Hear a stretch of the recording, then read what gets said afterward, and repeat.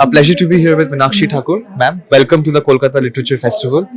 You just had a session a while ago which spoke about the importance of amplifying voices from the East and the Northeast. What were your most important takeaways? What did you enjoy the most about the session?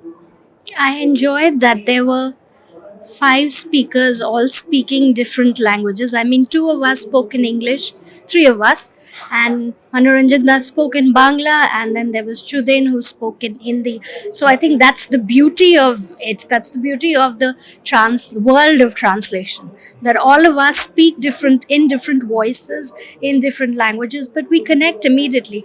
You will not see any difficulty in anyone connecting with the other writer or publisher. That's the beauty of it. Of late, in the last few years, we are seeing a lot of translations from regional languages into English as well as vice versa.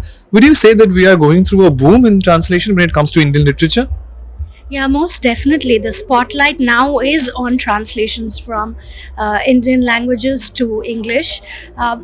The cause is there's a huge wave where all the major awards from the DSC prize to the JCB prize to Crossword have gone to translations from the languages into English, and hence publishers are also more keen on publishing more translations, more involved with the writing that's happening in the various language territories.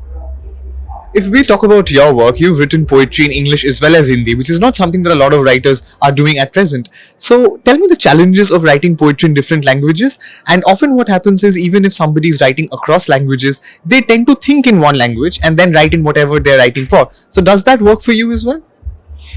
I find myself, I have these phases where if I'm reading in English, then I'll be able to write poetry in English.